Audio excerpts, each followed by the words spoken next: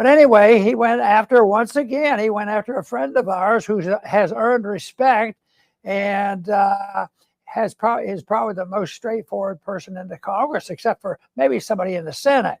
So, but Thomas Massie earned the wrath of the president because he said, I don't think anybody's going to give me a lobotomy and erase all my memory before the vote comes up, but there's no way I could vote for this. And it wasn't hard to figure out why not. He happened to believe that you're supposed to follow your oath of office. It's no more complicated than that. What I'm annoyed about, and maybe Chris is too, is that why would they pick on this, especially that Trump has made overtures to the libertarian group of people in the Republican Party, because that group is silently growing and being instrumental, and that's reflected in a lot of what they are doing. There's no doubt about it. But the easiest thing to do to survive all that is exactly what Thomas does.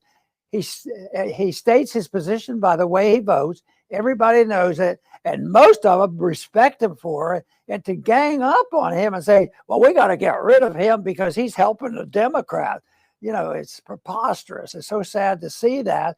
There's always a problem whenever the Democrats are kicked out of power.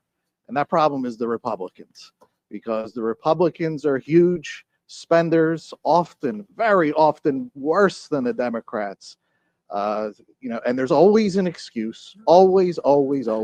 So this time they want to just push it to the end of the year. And, by the time that comes along, all you need is another excuse. So Thomas Massie is standing up, he's not going to go along with it this time. This is supposed to be different. We have Doge, and then last night, President Trump came out with this statement that, it's just so ridiculous. I'll quote some of it. He said Massie should be primaried, and I will lead the charge against it. He's just another grandstander who's too much trouble and not worth the fight. This is where it gets. He reminds me of Liz Cheney before her historic record-breaking fall loss. The people of Kentucky won't stand for it. Just watch. Do I have any takers? End quote. How outrageous can you get talking about one of the best congressmen in our country? If we only had more of him, we would not be in this mess. And the thing is, we've been down this road before. Anybody who remembers COVID and the trillions of dollars that were printed and the inflation that we suffered because of it, Thomas Massie stood against it.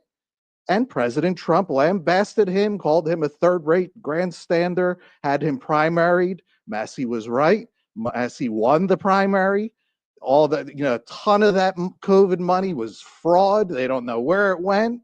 He was right. So, even if it happens that this grand plan that the Republicans have, and they end up doing it, okay, you don't attack Congressman Massie like this. It's poor taste and bad judgment by our president.